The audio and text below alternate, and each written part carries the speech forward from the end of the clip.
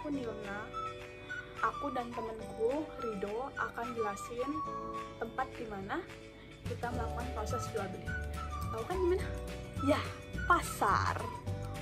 Jadi definisi pasar itu sendiri adalah pasar adalah tempat atau proses interaksi antara permintaan atau pembeli dan penawaran atau penjual terhadap barang atau jasa untuk menentukan harga keseimbangan atau harga pasar dan jumlah barang yang diperdagangkan.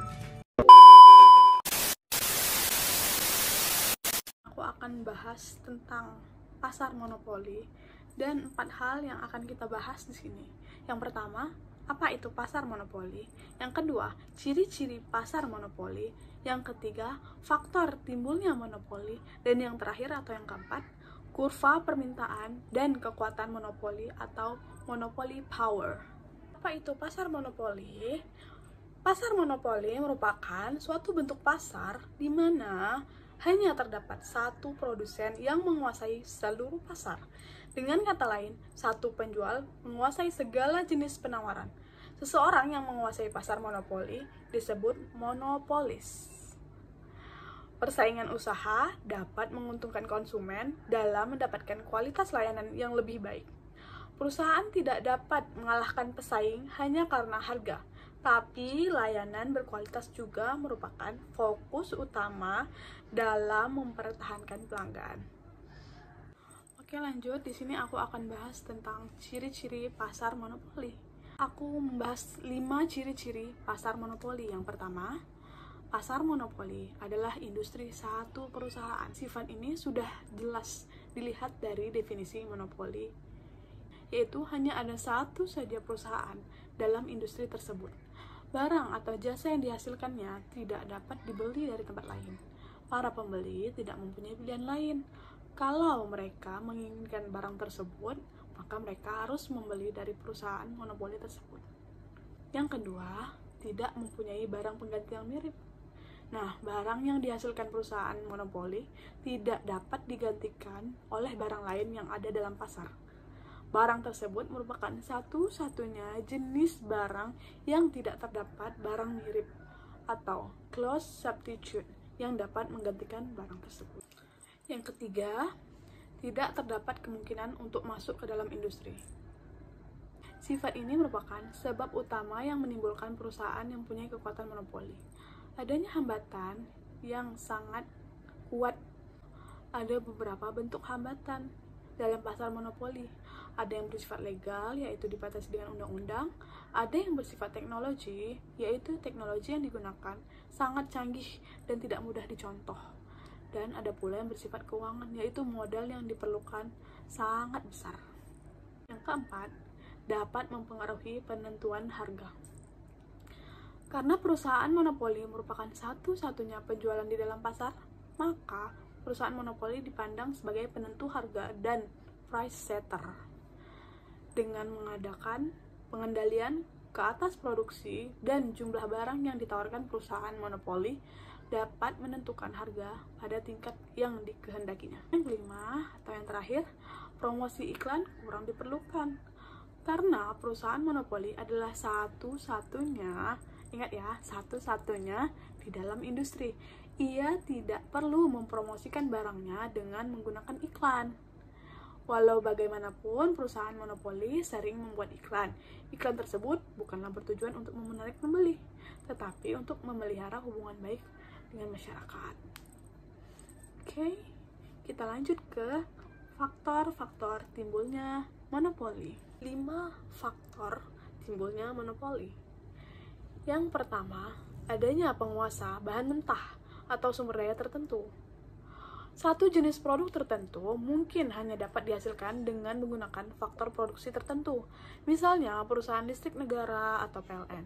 Karena listrik merupakan kebutuhan vital masyarakat secara luas, maka penguasaan atau pengelolaannya ditangani oleh pemerintah, seperti yang tercantum dalam Undang-Undang Dasar 1945.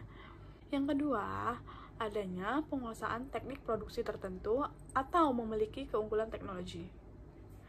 Satu produsen yang memiliki teknik atau keunggulan teknologi jauh di atas calon pesaingnya untuk satu periode tertentu dapat mempunyai kedudukan monopoli. Jadi, kalau kita punya skill lebih dari orang lain, kita bisa menguasai pasar monopoli. Oke. Yang ketiga, adanya penguasaan hak paten untuk produk tertentu.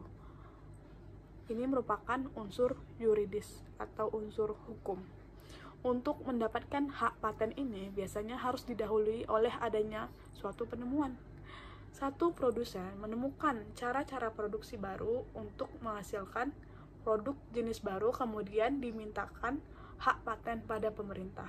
Hak paten ini adalah kepemilikan yang sah oleh satu orang.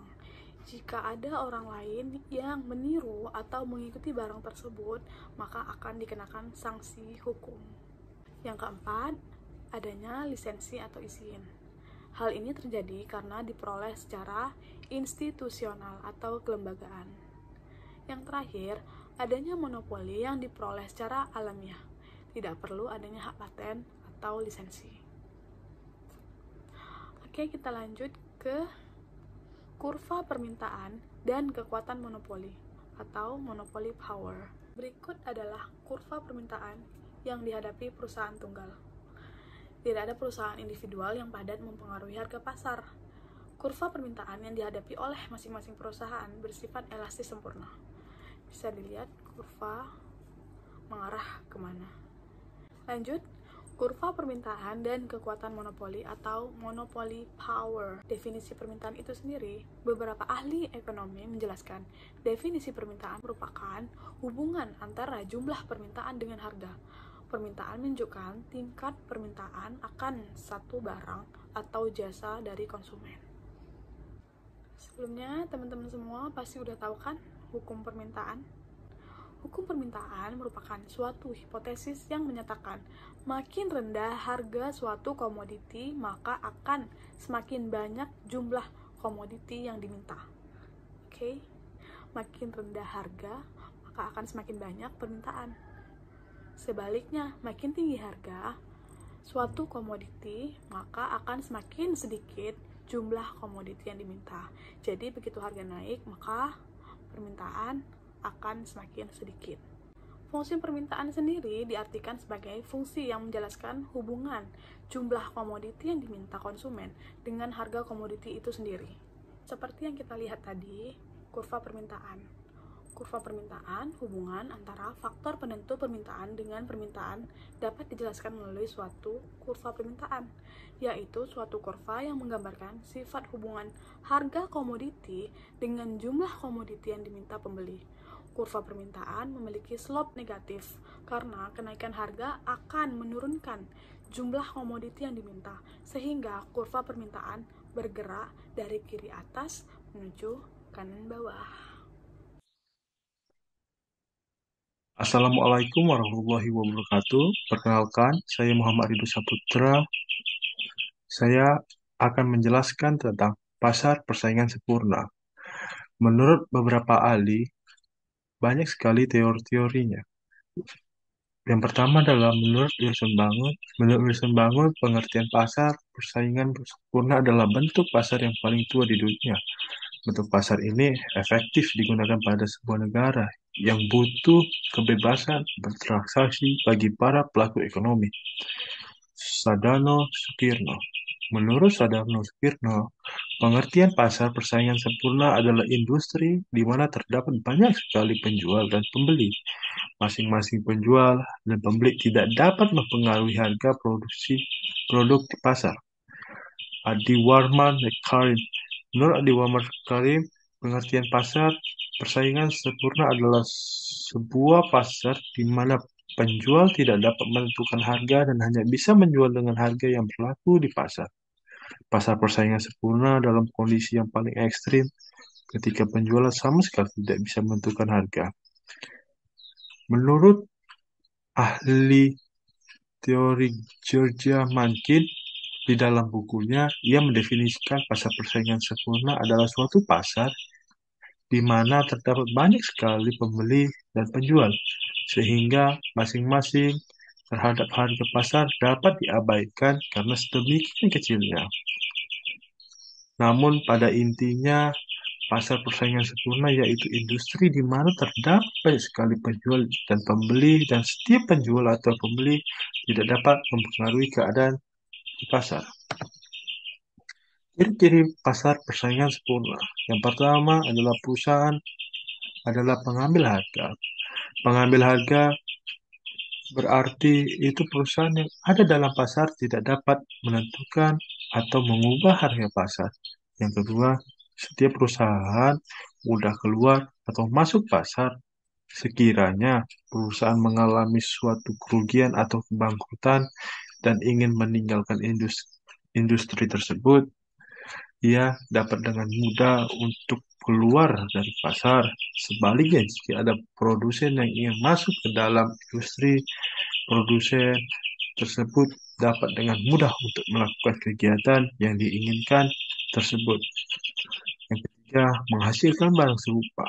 Barang yang dihasilkan oleh produsen sama sekali sangat sama atau serupa. Tidak ada perbedaan yang nyata di antara barang yang dihasilkan suatu perusahaan dengan barang hasil produksi perusahaan lain. Sebagai akibat dari sifat ini, yakni tidak ada gunanya pada perusahaan-perusahaan untuk melakukan persaingan yang berbentuk persaingan bukan harga, karena hal tersebut tidak efektif untuk menaikkan jumlah pengingat. Para konsumen sudah mengetahui bahwa barang-barang yang dijual dalam industri tersebut antara produsen tidak ada bedanya sama sekali.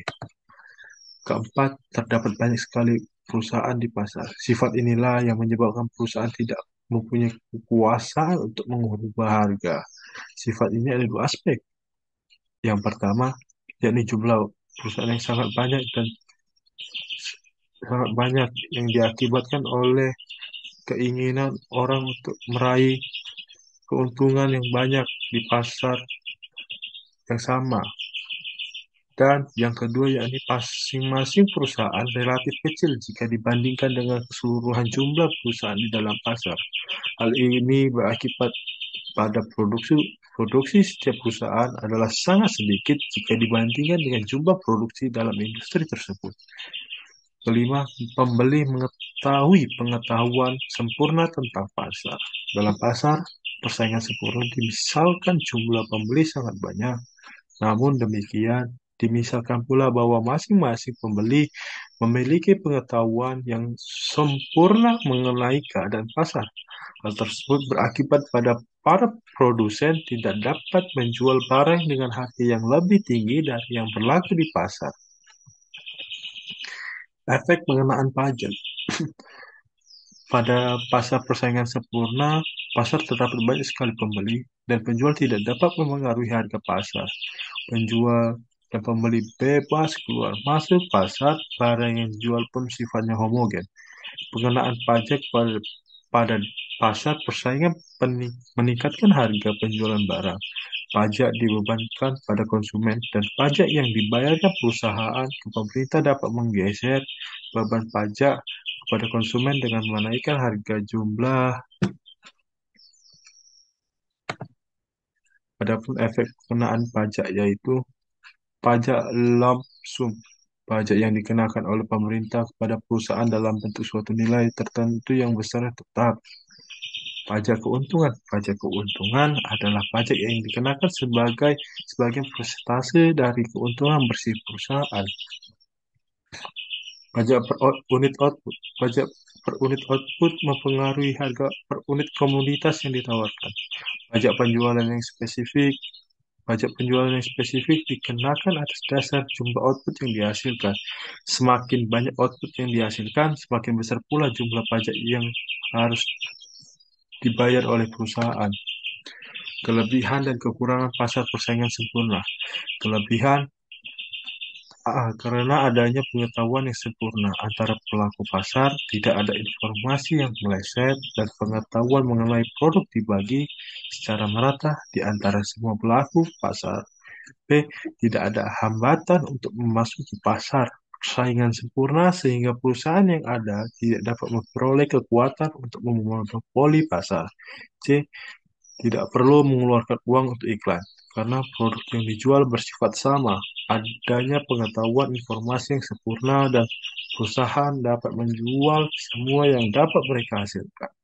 Kekurangannya, karena barang yang dijual bersifat homogen, konsumen merasa terbatasi dengan pembelian produk lain di luar barang yang bersifat homogen itu.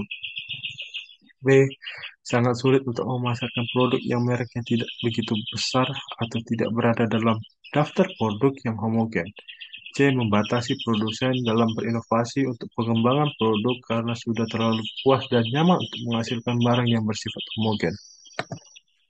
Kesimpulannya, pasar persaingan sempurna dapat didefinisikan sebagai struktur pasar atau industri di mana terdapat banyak penjual dan pembeli, di mana mereka dapat mempengaruhi keadaan di pasar.